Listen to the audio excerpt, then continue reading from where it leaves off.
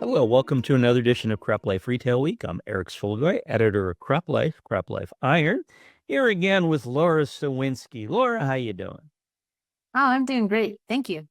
Yeah, how things going in El Paso today? A brisk 60 degrees, 70 degrees. That's why you're wearing a lighter looking outfit today. Yeah, actually, today's not too bad. Just a little bit overcast, but believe it or not, next week, first week of February, it's going to be in the 70s, which almost seems unnatural, but Well, I know I'll be making the trek with a lot of our staff to the National Farm Machinery Show in Louisville. And that show is an interesting, coming just after Groundhog Day. It's always interesting because it's like on some occasions I've been there and it's been like snowy or freezing rain and it's miserable. And then other times I'm down there and the flowers are starting to bloom and it's like in the low 60s. And I'm like, I'm wearing too heavy a coat. So, we'll know in a couple of weeks, I guess. Well, we'll know next week, actually, just before our video airs. We'll find out what Punxsutawney, the groundhog, says about the weather going forward for the next 6 weeks. But I know, it warmed up pretty good here the last few days. I know a lot of the snow we have down has been melting. I'm actually seeing little patches of dead grass when I'm walking lucky. So who knows? Fingers crossed, maybe spring will be early. We'll see. yeah, it's nice. I noticed that it seems just a smidge lighter around 5:30 than it was, was a couple weeks ago. Yep. So, Yeah, I do love that too. Be able to get up with the sun and go to bed. I mean, finish working before it's gone down. I do like that. So, yeah.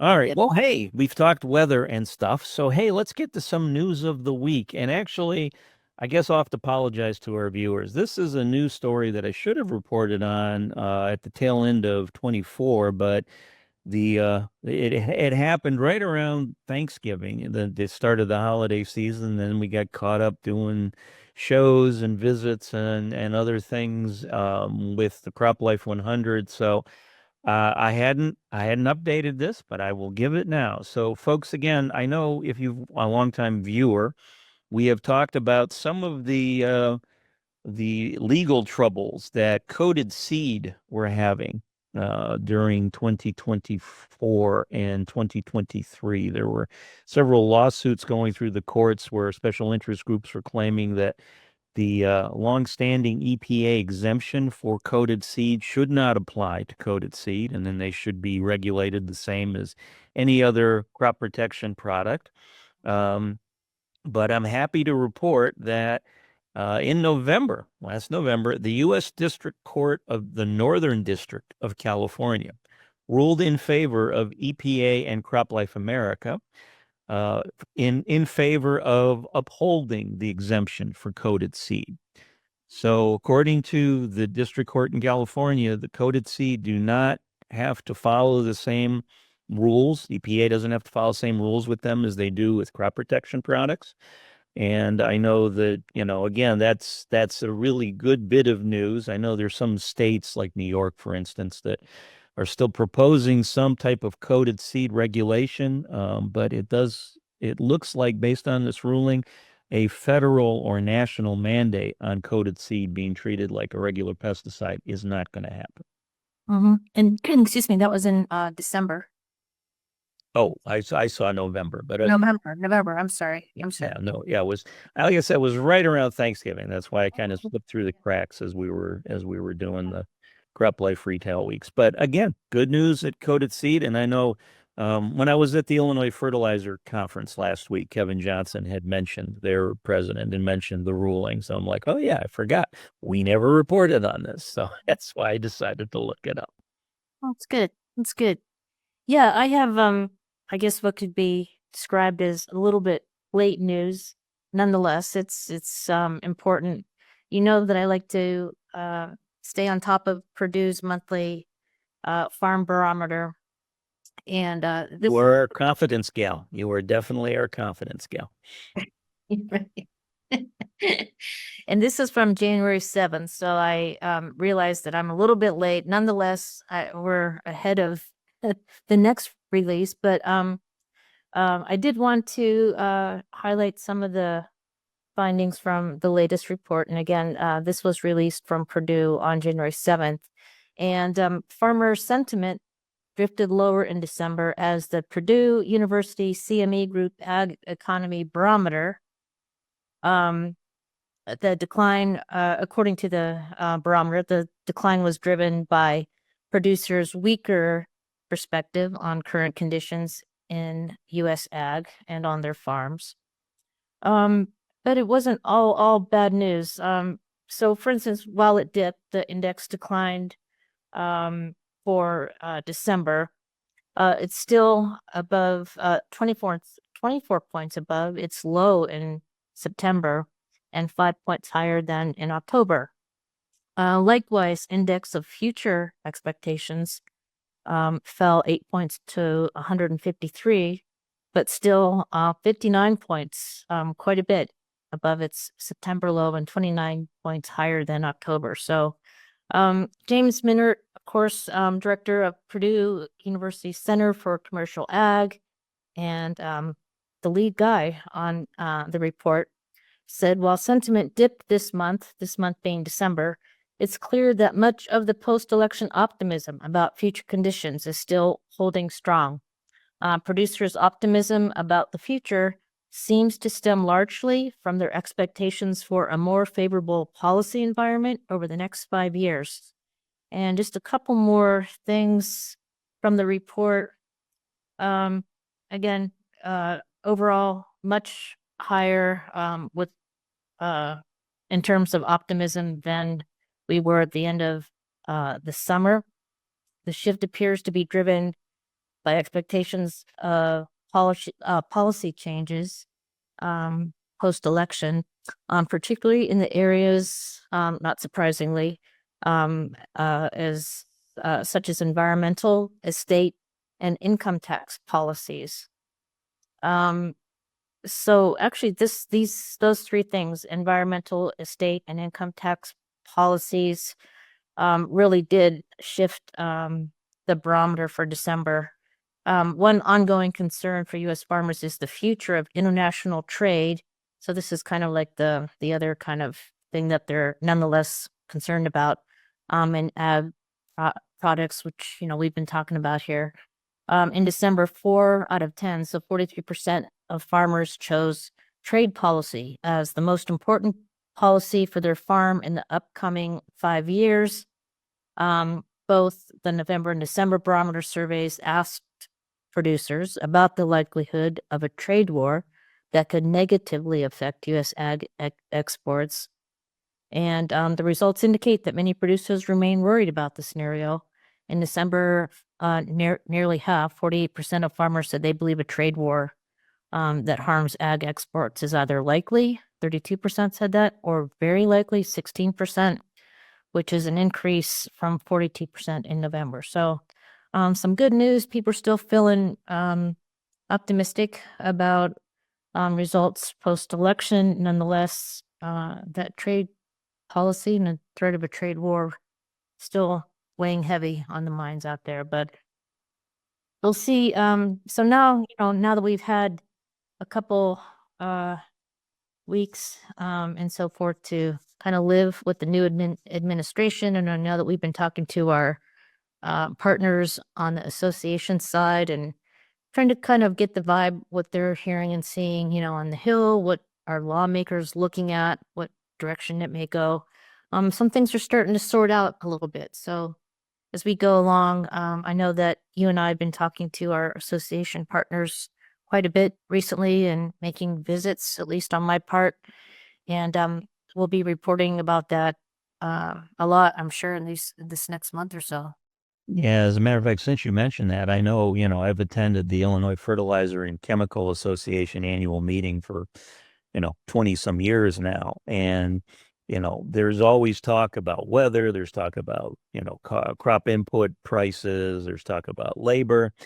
I never remember a year where international trade and export policy ever was discussed, but in the three meals that I had at that event that were sort of part of the association meeting, that came up every time.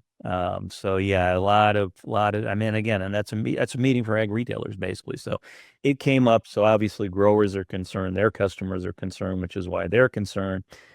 So yeah, we'll have to keep an eye on this as we go throughout the year. So Well, and then just to, add a little more color to this topic of trade, kind of right next to it, we have the labor issue and migrant labor, and that's another thing that we've been talking about again. So, two big issues intertwined, of course, and we'll let you know what we find out as we find it out.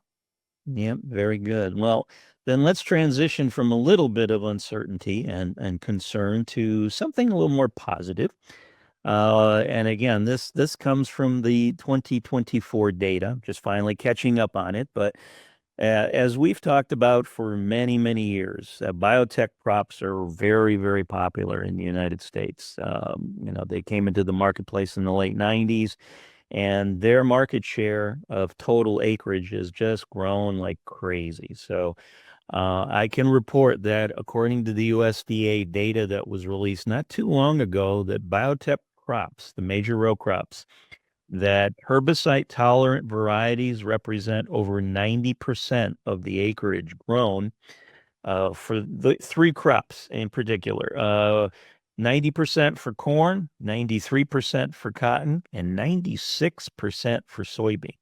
So it's kind of hard to find soybean acreage, obviously, that is not herbicide tolerant crops growing in the field. So again, good news if you like biotech crops. They are very prevalent and continuing to increase their acreage.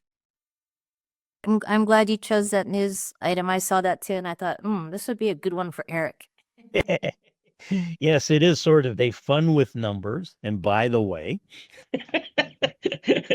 speaking of fun with numbers, Miss Laura, it is time for your favorite segment. Fun with numbers. Some more numbers, let's say. Okay. All right, so I got a percentage for you this week, and that percentage is 21%. Okay. Okay, so Miss Laura, is 21%. Is that A, the market share for U.S. corn exports to China in 2024? Is it B, the market share for U.S. soybean exports to China in 2024? Is it C, the market share for U.S. cotton exports to China in 2024?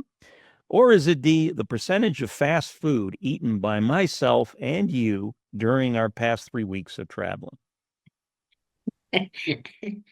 Um, actually, You know yourself, sometimes dashboard dining is the only way you can get from where you're going to an airport on time. So never heard that before, but dashboard that. it works for me. So Oh my goodness. Wow, I am going with C, cotton. no, I'm sorry. The correct answer is soybeans. Is it really? Yeah, and again, soybean is a very important crop for the Chinese marketplace, and the U.S. grows a lot of soybean, as we just said.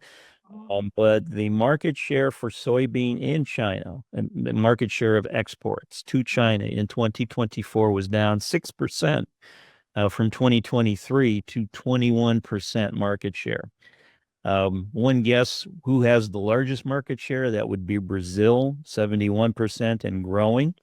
And they also mentioned that Argentina had basically doubled its market share. And so the difference between those two numbers, that extra 10% or so, is now represented by Argentina. So the Chinese are buying a lot of their soybeans from South America, and according to their internal policies, they can plan to continue to do so because of the need for soybean in their marketplace. They want to have more than one country they're getting their soybean from. So Yep.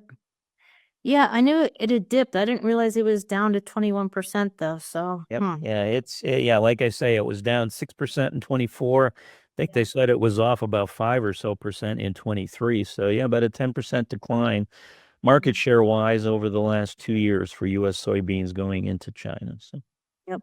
Do you happen to know what the cotton stats were? I did. I just saw the report for soybean. I didn't look up cotton and corn. I was just trying to keep I was trying to keep your choices a little easier by giving you just a one word difference. So I didn't help though, unfortunately. So Well, good. I'll get it next time. I know you will. All right. Well, viewers, thanks for joining us for this edition of Crop Life Retail Week. On behalf of myself and everyone at the Crop Life Retail Group, thanks for joining us, and we will see you again next week. If you have questions or comments about today's episode of Retail Week, contact us by email or Twitter, or type your message in the comments section below. Your feedback is important to us. We will try our best to address your thoughts in next week's episode, and be sure to subscribe to our YouTube channel.